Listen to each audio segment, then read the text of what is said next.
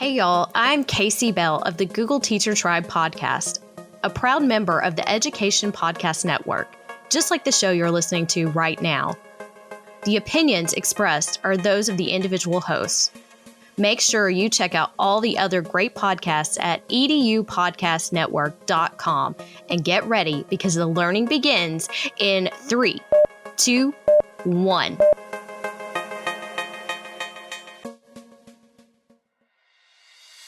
Welcome to the Burned In Teacher Podcast. I'm Amber Harper, and the educators on this podcast are brave enough to share their stories of burnout with the world. On BIT, we get real, we get honest, and we take action. Action against the burnout with stories from burned out teachers, advice from experts, and actionable steps you can take today to beat the burnout and become a happier, more fulfilled human being. Let's get started. Hello, Burned In teachers, and happy 2019. I'm so excited to bring season 2 of the Burned In Teacher podcast to you. This is episode 16. Today on the podcast, I have my edu hero, Matt Miller from Ditch That Textbook. And let me tell you, I am clearly beside myself with excitement as we chat. Matt Miller is an educator, author of 2 books, blogger, and speaker. He has taught for more than a decade in public schools and has presented to thousands of educators all over the United States. Now, this interview with Matt is kicking off something new for the Burned In Teacher podcast. What I'm going to try for the next couple of months is having a theme based on feedback that I've gotten from burned out teachers about what it is that is frustrating them and burning them out. So each month we're going to have a different theme. This month, clearly, educational technology. Next month will be administration is burning me out.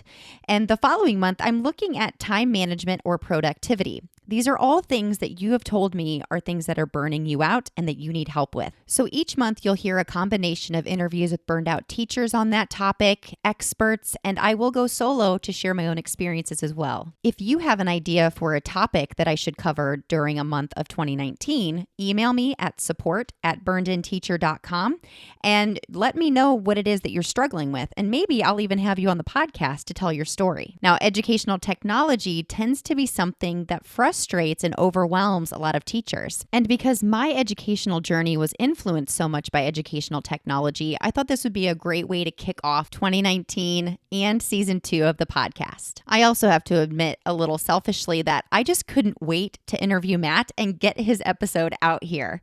So we're going to start today with chatting with Matt Miller about his journey from working at a newspaper to becoming a high school Spanish teacher.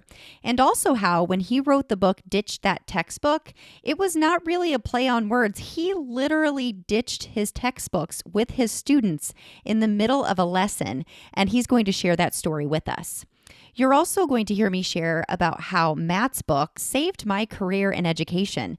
And finally, you're going to hear him share 5 ways that you can begin to not just ditch that textbook, but 5 ways I've come up with that you can ditch that burnout. So without any further ado, here is my interview with Matt Miller. I am so excited to introduce you listeners to my edu hero, Matt Miller from ditchthattextbook.com and the Google Teacher Tribe. Thank you so much for taking time out to let me interview you today, Matt. Oh my goodness, I'm thrilled. I may be just as thrilled as you. This is one I've been looking forward to, so I'm excited about it too. Oh my gosh, thank you so much. You flatter me. And I also should add too, fellow Hoosier. Right? Yes, we both are from Indiana. I'm from Northern Indiana, and you are from Central. Mm-hmm. Right? So I would love to hear your story, Matt, on how you got to where you are right now with Ditch That Textbook. Can you share with us a little bit of your teaching journey, kind of take us back in time and help us to kind of see how you got from, where you were to where it is that you are now? Yeah, I'd be happy to. And, my journey very much is an example of the burned out teacher. So, I started off, actually, I got into education kind of accidentally. I was a journalism major and not an education major. So I went to college to get into newspapers, and I did for a little while right after college and absolutely hated it. Mm-hmm. I was covering county government and really just didn't like having to ask all the tough questions and go to all the meetings and all of that stuff. And I realized that the thing that got me into journalism was helping other writers. And I thought, wait a second, that's teaching. So I went back to school, was in my first class of students in less than a year after I graduated with a journalism degree. I was on an emergency teaching permit, wasn't even licensed yet. And I had no idea what I was doing. I was totally unprepared. But I learned a lot as I went. And later on, I think it ended up being a good thing that I wasn't really totally entrenched in the traditions that I think a lot of teachers are when they come out of teaching college. So anyway, got into teaching for a little while. For maybe 4 or 5 years or so, I was teaching real traditionally, textbooks, workbooks, worksheets. And I started to realize something after those few years, is that I was teaching high school Spanish, and the students in my high school Spanish classes, I started to realize couldn't speak Spanish. Mm-hmm. Which is kind of a problem if you're trying to teach them Spanish. You want them to be able to speak the Spanish, and mine weren't able to. I started to realize that my textbooks were almost more of a stumbling block than they were a resource and a help. So I just started weaning myself off of them little by little and trying other stuff. And it was right around then that I got connected on Twitter too. Mm-hmm. And we were talking about things that saved our teaching career. I think that Twitter and the people that I saw there and the ideas that I got there totally saved my teaching career. And so basically I started learning new ideas, getting connected with other people, and trying things in my classroom. And little by little, I used my textbook less and less, mm-hmm. until eventually it was just time to do away with it. And I remember very clearly there was one particular day where I was teaching very traditionally, kind of reverted back to my old ways. And I looked down at my students and there was this sheer boredom on their face. And I just looked at them and I thought, you know what? I can't do this any longer. Mm-hmm. I didn't plan on doing this that morning when I got there. But in that moment, I just said, everybody grab your textbooks. Just grab your textbooks. And they all came to the back of the room and we put them in these great big wooden cabinets in the back of my room. And in that moment, I kind of felt like that was my Cortez sinking the ships moment. When Hernan Cortez came over to Mexico to conquer it, mm-hmm. and he put the ships at the bottom of the Gulf of Mexico so that they wouldn't be able to go back. And I thought, this is my moment to do that. Did you share that analogy with your students? I did not. I was so totally like, I don't know. It was such not like a moment of chaos, but a moment of uncertainty, so much so that I was just trying to survive at that point. Right. It wasn't because I had a solid plan in place. It was kind of an emotional reaction to me not teaching in the way that my heart desired. Mm-hmm. I thought teaching is so much better than this. There's got to be more to it than this. And I was just trying to find it. And that was my big leap. So anyway, long story short, I tried more and more things. My story is basically one of experimentation. It was almost like my classroom was my science lab, and my students were my subjects, and I was doing experiments all day, every day. And I watched to see what would work. And if it didn't work, I didn't consider it a failure. I considered it a data point. First attempt in learning, right? First attempt in learning. Yes, mm-hmm. Exactly. And so I would learn from my failures, if you could call them that, and the things that succeeded, I kind of reverse engineered them to figure out what succeeded. And I just continued to build little by little by little. And never at any point did I have it totally figured out. But do we ever, though, Matt? Do we ever have everything figured out? No, I don't think that we do. I know that I never did. And if I ever, on my blog or on Twitter or anything like that, if I ever, made people believe that maybe I did have everything figured out, I definitely didn't. Technology, working with technology, especially educational technology, also, even when you feel like you've got it all figured out, things change, right? Yeah. And then you have to learn the workarounds, or you have to learn a new way. Yes. Yeah. Oh, absolutely. It is. And I really think in many ways teaching is an exercise in adaptation, mm-hmm. And so true. trying to keep up with things. You don't have to keep up with everything, I don't think. And you don't have to know like all of the newest gadgets and apps and methods and everything. You got to find what works, but you also have to be willing to roll with the punches a little bit. Yes, so true. I'm going to ask you a couple questions about, you going through this entire story of experimentation. So you said the one day you decided to just have the kids stack the books back in those cabinets, and then you tried things. Can you take us back and tell us about one of those first things that you tried? Yes, absolutely. So for me, one of my biggest leaps was going to teaching Spanish in a more conversational way, because, for years and years, even when I was in school, what had been done to me was a lot of verb conjugation drills and long vocabulary lists and worksheets and all of that stuff. And for some reason, that just doesn't produce fluent speakers of Spanish. So I decided I was going to learn about this conversational way of teaching Spanish. There was a seminar, like a 3-day seminar nearby that I went to. And even when I came back to school, I still wasn't exactly sure how I was going to do it. And so this was not too long after I had ditched the textbooks. And I just kind of jumped in and tried it. And it was a lot of take some of your vocabulary, take some of those, grammar concepts we had just learned and turn them into a story and help your students create the story on the fly. It kind of reminds me of that whole analogy of building the plane as you're falling to the ground. If you've ever heard of that, that's kind of the way that we built the stories together. And it created a lot of sort of spontaneous use of the language in the moment and lots of repetitions. And it was a lot of fun.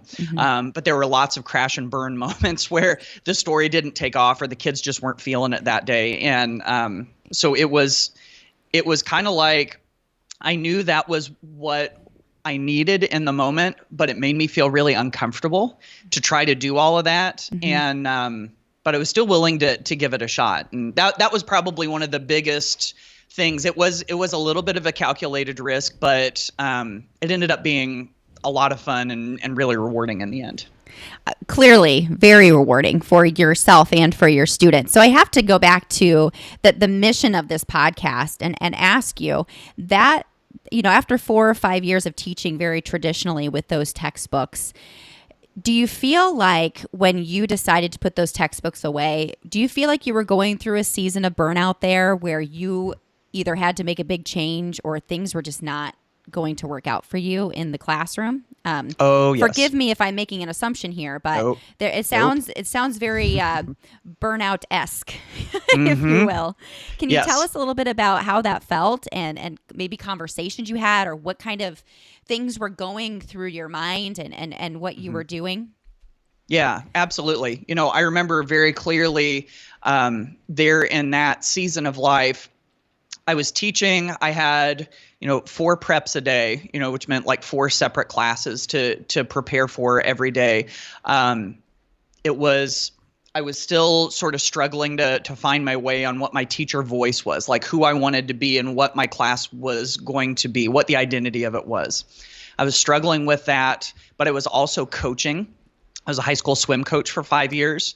And so, that was 2-hour practices every night and a practice on Saturday and lots of meets and everything. And so I was seriously burning the candle at both ends as far as time commitment at school. At that point, I had 2 little teeny tiny daughters and eventually a son on the way. And, my time management was awful. I was under the impression that if I worked harder and I worked longer, that the results would improve. And that wasn't necessarily the case. And I got to a point during all of that where I started to think, am I in this for the teaching or am I in this for the coaching? That's how low the teaching part had gotten. And I felt some serious guilt with that too, because I knew that if I got into education that, teaching was kind of the moral high ground. Teaching was the reason that I should have gotten into it. But I wasn't sure what my heart really truly loved. And so then I started thinking, is it time to get out of education? Maybe this was a mistake in the first place. And so that was kind of my low burnout moment. And the moment that I think things started to turn around for me was I went to a conference and was able to do a presentation there. This was real early on. I'd maybe done one conference presentation other than that, but I was kind of interested in all of it. And the conference had a Twitter hashtag. Mm-hmm. And I wasn't familiar with, using Twitter and all of that. And so that was my first connection to the fact that there is this world out there of other teachers and of ideas I can use in class and philosophies about education, some of which rub up against and push back against what I believe.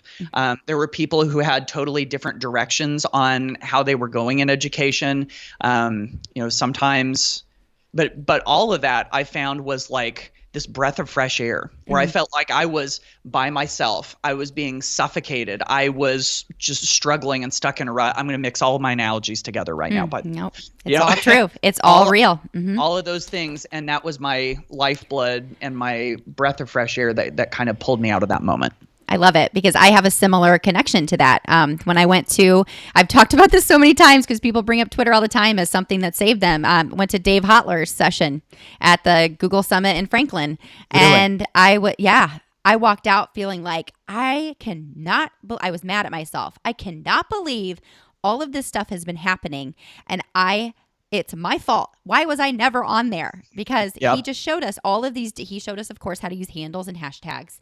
And then he'd introduced us to all these people. And I'm like, I had no idea. Like you said, this whole world of inspiration and people that are on fire. Mm-hmm. This is what I needed. So who was it that you started following on Twitter that helped to light that fire? I started with people in my state. Mm-hmm. So Indiana educators, I got plugged into our state e-learning hashtag, INELearn. Yep. And so a lot of the folks in my state became my rock stars and my edu heroes. And then after that, I just continued I didn't realize it, but I was curating my Twitter feed in that whenever I would find someone whose ideas inspired me or who I wanted to be a little bit more like, I would follow them. And then their tweets would show up in my Twitter feed. And I always compare it to, it's almost like a moment to moment newspaper filled with articles about people that are exactly like you. And so then from there, I started to get connected to people all over the country and all over the world, some that were edu-famous and had written books, some that were just like me in the classroom, toiling away day by day with not very many Twitter followers, but a heart full of ideas that we wanted to try. Mm-hmm. And that's who I started filling my feed up with. And so I would go to my school and I would walk the hallway and I would see a handful of teachers, some of which had a little bit of fire in them like me, but a lot of which were just kind of, slogging through day to day. Mm-hmm. But then I would open up Twitter and I would walk down my Twitter feed and I would see the stream of all of these people on fire, and that would light me on fire and get me going. Yeah. Yeah, I can totally relate. And I can tell you, and if you know me, listeners, you know that I am a huge Twitter fan. But I will tell you, Matt Miller is one of the first people I followed. And I got a lot of my ideas and inspiration from you. I read your book when I was going through burnout. I highlighted things and circled things and I could not wait for school to start that summer. Wow. I will tell you, and that is coming from one of my worst rounds of burnout I've ever experienced in my life. I would even classify it as depression. Wow. And see, I think that's a perfect example of how when you live your educational journey, out loud on Twitter and online, then you never know who you're inspiring and who you can reach. Even if you don't have enough followers to make it matter or anything, people are still watching and they're listening, and you can be that inspiration. And I had no idea, I had no idea that I was impacting you. Mm-hmm. And now it's your turn because you're probably doing the same thing to somebody else that you don't know about. And that's that beautiful, ongoing cycle of all of this thing. Right.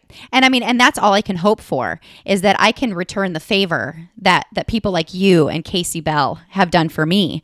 Because, following you two, and then of course listening to you on the Google Teacher Tribe, when that came out, I was so excited that I could not just read your blogs, but that I could listen to you two talk, because you two seriously had a huge impact on my view of education and my view on my control of what happened within my classroom. So, and I can only hope to pay it forward that way for someone else by me sharing that story of going from burned out to burned in, which is where Burned In Teacher came from. Yeah. So I have to ask you this because, Matt, you and I have in common a couple of other things besides living in Indiana. We are both Google certified educators, trainers, and innovators. So I have to ask you this too. When you were going through that story of experimentation with your students and you were trying all of these things, did Google for Education tools play an important role in that for you? Oh my goodness, yes, absolutely. I was one of those people at my school where we didn't have Google Apps or G Suite officially. We weren't a Google for Education school yet, but I kind of went rogue and created some Gmail accounts, right? Yes. And I was able to squeeze some of those Google Drive type activities and docs and slides and all of that over to my students before they actually had access to it. That's awesome. Yeah. You didn't ask for permission though. You just waited to maybe possibly apologize. Yes, that's true. And I'm not like 100% always a fan of ask for forgiveness instead of permission. I think that's not always perfectly the case, but in this case it worked. Yes. So, but yeah, it's been instrumental to me, just the ability to get kids together to collaborate and to create, and it's all free and it's all very user friendly, accessible anywhere. It's all of that stuff. They have been instrumental for me in my educational career. So when did you decide to become a Google certified educator? I applied to the first thing I ever did was apply to the Innovator Academy. Okay. And so, that happened in 2014. And so it was my first time applying for that. And I know a lot of people, whenever they apply to be an innovator, at that point, by the way, it was still called Google Certified Teacher. They hadn't rebranded it yet. And they called it the Google Teacher Academy. And I knew a lot of people applied for the Google Teacher Academy and didn't get in. And so, I did the best that I could on my application and was fortunate to be one of the about 52 or so that got to go to Austin, Texas for 3 days there. And, I wasn't sure exactly what to expect. It was, I thought maybe it would be the most amazing conference that I ever went to, that kind of thing.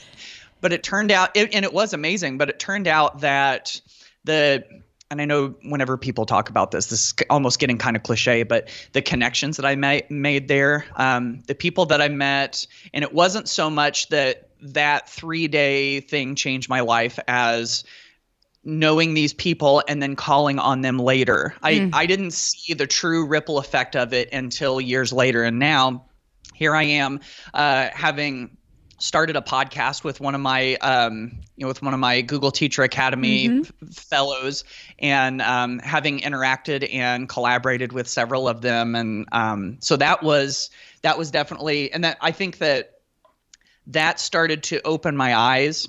Being connected to all those people started to open my eyes to what some of these Google tools could do. And of course, it wasn't so much the Google tools as it was how people were using them. Absolutely. And I even remember one more quick thing on this, having a conversation with a few people and saying, some of these things that I'm doing in my classroom don't really feel all that innovative.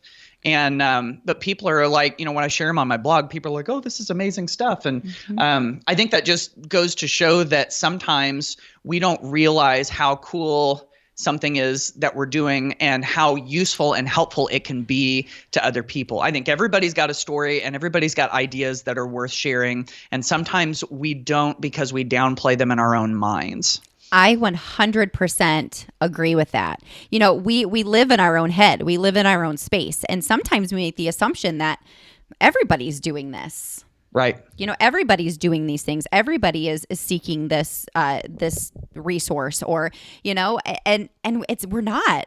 where everybody thinks differently, and everybody has their own take on things. And so I'm so glad you decided to start sharing this stuff just in abundance of what it is that you have done with students in your classroom. Can you tell us what your project was that you pitched for Innovator? Let's see. It was, if I remember correctly, the project and it was something that I just dreamed up on the spot right there, because that's the way that it was when I went through it. And it was something to do with providing professional development. And I feel like when people go through that, that's probably like a ton of the people that go through are like, I have this innovative idea for professional development. It's going to be personalized and it's going to be this and that. And I bet the people who run the academies are probably like, this sounds like everybody else's projects, which is not necessarily a bad thing, because that's all good stuff, but it's not like totally, totally different. Well, I got back from Google Teacher Academy and I didn't do a doggone thing with my project. But not too long after we got back, Casey Bell from shakeuplearning.com, and I both started saying, hey, we talked at the Innovator Academy about collaborating on something. What do you think about a podcast? And so we started the wheels in motion. We hired a producer whose name is Chris Nesi. He runs the House of EdTech podcast and is kind of like, he said that some people call him the Podfather. Yeah. He's definitely, I couldn't think of a better word to describe him. He really is, especially in the education podcast world.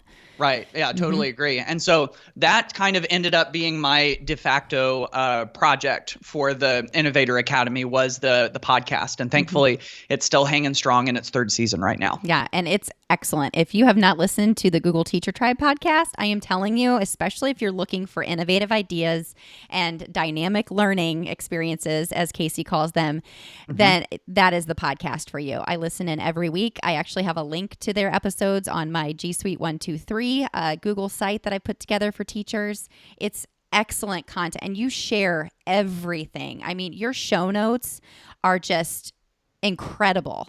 So you're doing a really great job with that. I appreciate that. Sometimes I feel like the show notes are a hot mess of a bunch of stuff we threw together as we were talking about the episode. No, because you have to, as I listen when I drive, people listen when they're running or doing groceries or whatever. And so many times when you listen to things, you're afraid of forgetting or losing it. You don't have to worry about that with your podcast. You have everything there. All you have to do is listen or go to the website and scroll down, and it's all right there for you. And I love too that you share other people's resources as well. Yeah, that's been really important to us. And then whenever we have guests on, we're always looking for a wide variety of people, especially the people that maybe you haven't heard about in the Twitter world as much, or we're trying to get a diverse set of voices out there with a bunch of cool ideas. And we always try and make it really practical too, giving teachers things that they can use in class tomorrow. Yeah. And I mean, that's part of your tagline at the beginning too. So, and it's very evident that that's your mission. So you guys do a great job with that. Thanks. So, so you've kind of told us about your journey through, becoming a teacher. And then, so how long were you in the classroom? Because you've recently made a transition. And I have to say too, your Innovator project started out as something that had to do with professional development. You said you never touched it, but really, Matt, it sounds like you just pivoted a little bit, and that ended up coming back around because this is your job now. Yeah. So tell us a little bit about, how long you taught, and then that transition into being Matt Miller, lead textbook ditcher at Ditch That Textbook. It's kind of a mouthful, isn't it? It is very hard to say. Yeah. No, I never thought of it that way, but you're totally right. So I taught for 11 years, high school Spanish, all levels, Spanish 1 through advanced placement Spanish, at little tiny schools in West Central Indiana, like graduating class of 32, like that size. Like we have a drive your tractor to school day type of size. Hey, I had one of those in my high school. Sweet. Nice. Yeah. Okay. So you get it then. I do. And so what happened was, after I wrote the book, not too long after that, I started to get more and more opportunities to do some presentations around the country, which was exciting. And then I basically booked all of my vacation days for the next year, my like personal days off to go do these presentations, but they kept coming. And so my wife and I kind of looked at each other and we're going, you know what? We're going to have to start saying no to everything or start saying yes to everything. And so we picked yes. I got a 1 year unpaid leave from my teaching job. So if this totally blew up, I could come back and start teaching again. And thankfully, it didn't. And what I love about this is that A, I get to meet teachers all around the country and give them these practical ideas as much as possible. But then B, what that also means is that it gives me the time whenever I'm at home to create all of these free resources that I can share with people. So I can create posts on my blog and I can create videos and we can pull in guest bloggers who can share their ideas and create the Google Teacher Tribe podcast. And so the byproduct of getting to do some of these presentations all over the country is that whenever I'm not doing that, I can make stuff that teachers love. And so that really is my jam right now is, going around and talking to people and sharing those ideas and then coming back on the blog. And I kind of feel like the blog is the first draft on anything that I create beyond that, like books and podcasts and videos and all of that stuff all kind of spring from the blog. That's like the first stop out of my brain is onto the blog. Yeah. And it's excellent too. And what I love about the setup of your blog, because I have done this recently, not even as a full-time classroom teacher, is you go to ditchthattextbook.com. You're there on the blog. You can actually search by topic. So if there's something that you want to learn specifically about, and I'll just go to your Swiss Army knife, you type in Google Slides, it will bring up all of the blog posts that he has written about how to use Google Slides in a different, more innovative way. And it's such an extremely helpful and free resource. It's incredible. So just so grateful that you've had the time to do that. And I'm so excited for you and happy for you with your success with Ditch That Textbook, because it really is a game changer. I can tell you from experience. Thanks. And, I don't say this as a pat on the back thing, but as an encouragement to others. It really has been an exercise in persistence because I started blogging on a free WordPress.com blog back in 2012, and here we are almost 6 years after that. There are, I think, somewhere in the neighborhood of 400 posts on my blog now, and all sorts of different pages I've created for different presentations I've gone to and various other things. And it's been basically, I've just committed to, whether I have something to say or not, I will publish every week. For a long time, it was twice a week, Mondays and Thursdays, and I was going to write something. It was going to be 500 words at minimum, and I was just going to write something. I was going to share something. And the funny thing is, sometimes the things that I struggled to come up with that I didn't think were that good of ideas were the ones that really took off. Again, because you're living inside of your own head. Right. Yeah. Yeah, that's totally true. And then some of the things that I thought were going to be totally amazing were things that people couldn't care less about. But that's okay. Yeah. That's okay. Well, and you sometimes have to wonder too, if those things that you're really excited about, you're excited about them because you're at that level of your excitement. Like, this is how you've come from a different place. You are at that level where for you, this is really exciting. But for other people who are just starting out, because I can tell you this from experience, things that I used to think were untouchable that I would never be able to do. And some things I have learned how to do. Some things are still things that I'm still like learning how to approach, like, for example, autocrat. Yep, yeah, I love that. I think that's a great goal. But you are where you are, and when you know better, you do better. That's Maya Angelou. So it's just one of those things that you do the best that you can with what you have where you are. So you started blogging in 2012. When did you publish Ditch That Textbook? That was in 2015. Okay. Yep. And that was the summer that I read that book. Actually, no, I'm sorry. That's a lie. I read the book the summer of 2016 into 17. And I was so fired up. I was blogging already about my burnout and my use of ed tech and in the classroom and how it was helping me. So can you share with people, because what I loved about this book is that you broke the word ditch into an acronym. So can you tell people before we jump off here today, what does DITCH stand for? Yes, I certainly can. I'll let you in on a little secret too. The acronym didn't come until after I had written most of the chapters of the book and was getting ready to do the introduction and conclusion as the last pieces. That's awesome. So yeah, there you go. Little behind the scenes story there. So DITCH. DITCH. D stands for different. For me, it just felt like so often my students saw the same thing day after day after day, class after class. These high school kids would go to 7 different classes and a lot of it would feel the same. I thought if I can just break out and do something different, that could be huge. I stands for innovative, which I realize is kind of like different, but in some ways it's kind of not. I love George Couros' definition of innovation. He says it should be something new, either through invention, where you create something brand new, like a brand new lesson idea you've never seen anyplace else, or iteration. You can take somebody else's idea and remix it.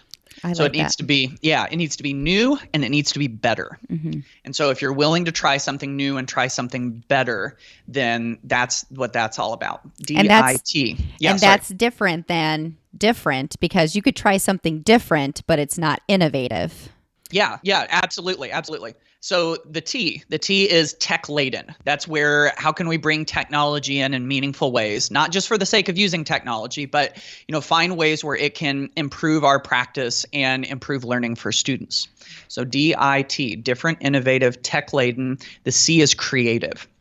And creativity, the definition that Sir Ken Robinson uses in his fantastic TED Talk is the idea of they're unique ideas that have value. And that can come in a variety of different ways. And I really believe that creativity is one of those skills that is going to serve students so well going into the future. And we've got to find ways to make it fit. So DITC, and the H is hands-on.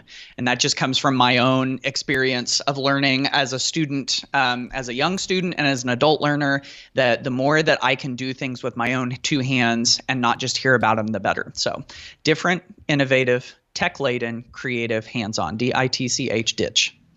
I love it. And I have to tell you this too. The idea to turn burned in into an acronym came from Teach Like a Pirate by Dave Burgess, and by you, because I read both of those books that summer. By you with Ditch That Textbook, because I thought I want to make sure that burned in means something, that people can know if they know the acronym, they know where they're going with this. Right. And it was so helpful for me as a reader and a follower of you and Dave that I knew through your books, through your acronyms, what your mission was. And it was just helpful to me. It was a helpful reminder to me throughout the day when I was with my kids and I was planning lessons and doing all the things of what it is that I wanted to bring into my classroom. Yeah. So thank you again for that inspiration as well as many other things in my career. Yes, absolutely. And, the acronym DITCH very, very heavily was influenced by Teach Like a Pirate for me also. The pirate acronym led me to realize, hey, I might not be a bad idea. It's just, a lot of people are doing the acronym thing and sometimes it feels a little cliche, but I feel like it's a way to clarify your message and make it easy for people to put into practice. Absolutely. And you can't argue with that. Well, as humans, we think categorically. So it's just helpful to us as we're learning new things and trying to implement new things to be able to classify. So I think that especially with that, ditch and pirate and burned in and whatever it is, it's a helpful tool for those teachers or for anyone really. So one more question. You have a teacher, whether it be a new teacher who's struggling, teacher who's been teaching 10, 20 plus years, and they come to you and they say, Matt, I don't know if teaching is for me anymore. Please help me. If you have one piece of advice, what would you tell me to do? What would you say to them? That is a fantastic question. I think I'm just coming up with this off the top of my head here. I don't have a prepared answer for this one, but I think in this moment, during this conversation, this is the first thing that comes to mind, is to think back to what you got into teaching for in the first place. I think it's so easy for us to get disconnected from that original passion. And we forget about what made us decide to forsake money and forsake, status or whatever else it is that you could get in other professions that doesn't come in teaching. And we wanted to forsake all of that for the ability to pour ourselves and our lives and our souls into children's lives to make them better. And what was it that got you into that in the first place? Mm-hmm. Go back to that moment. And I think if you can reconnect with that, and if you're still passionate about that, then you're definitely in the right place. Even if you feel like you're in a rut currently, that could be your current state. But your current state doesn't have to be your overall passion. Mm-hmm. And so if the overall passion is still there, I think you're still an educator and you're still in the right place, even if it doesn't feel like it in the moment. It sounds like such sound advice, Matt, because it sounds like that's exactly what you did. Yes, and that's probably why I said it. Mm-hmm. That's probably why it came to my mind. Yeah. Would you also tell people to ditch that burnout? Ditch that burnout. Yes, absolutely. It sounds like you could just go through the whole ditch that textbook acronym and really use those to your advantage as a teacher who's trying to ditch that burnout. Yeah, absolutely. There's a lot of things that are being ditched anymore. We really ditched textbooks. There was a book that Alice Keeler and I wrote called Ditch That Homework. Yes.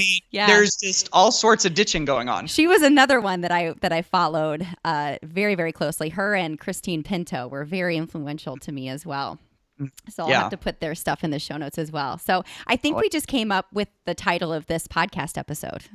Yeah, that's right. Ditch that burnout. I think it's perfect. Sometimes it's a little forced, but this one is not. This one is perfect. This one is very organic. Yes. Okay.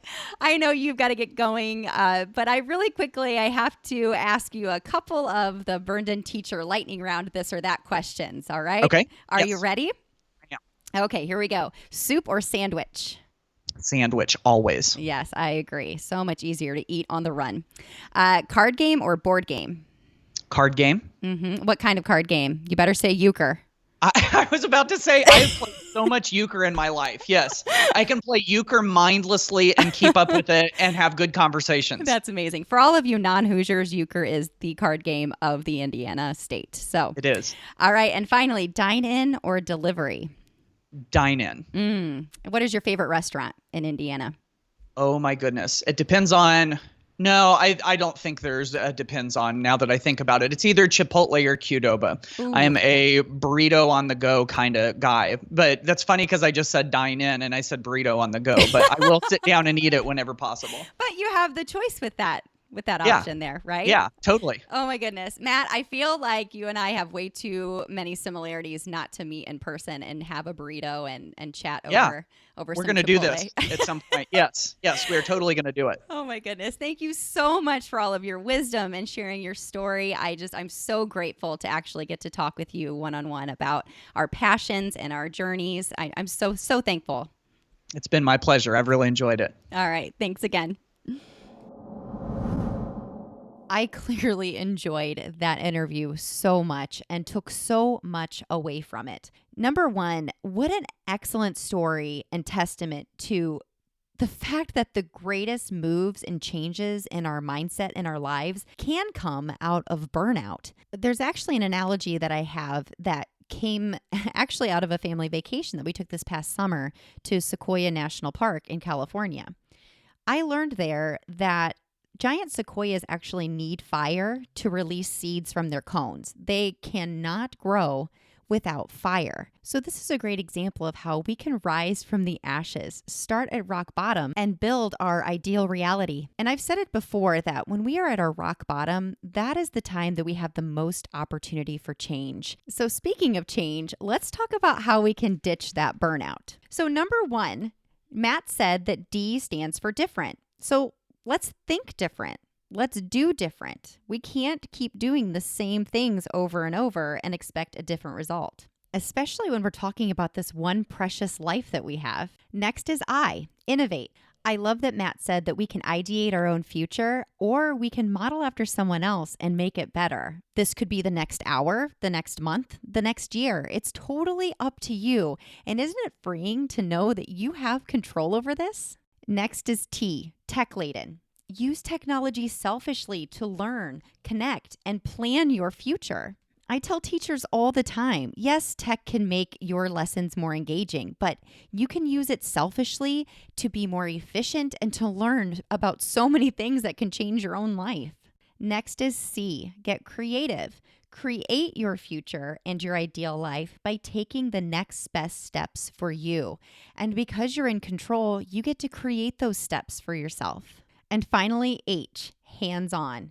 You have to take action, which means getting your hands on your own life at school and personally so you can ditch that burnout. You can't have a hands-off approach when it comes to your own life. So I hope that helps you to understand that in 2019, I believe you can ditch that burnout. Go to burnedinteacher.com/podcast/episode 16. When you get there, sign up to receive your free download to record your reflections on how you can ditch your burnout. And of course, don't forget to jump into the Burned In Teacher Facebook group and share how you're ditching your burnout. That's it for this week's episode of the Burned In Teacher podcast. Until next week, take a deep breath. You are your own hero, and you just took another step to becoming a burned in teacher. Burn on. If you want to be updated on the latest Burned In Teacher podcast episodes, don't forget to subscribe to the Burned In Teacher podcast on Google Play or iTunes. Also, please consider leaving a review and leave a rating so that other teachers who are feeling the burnout can find this podcast to help them feel supported as they continue their journey out of burnout. Thanks so much.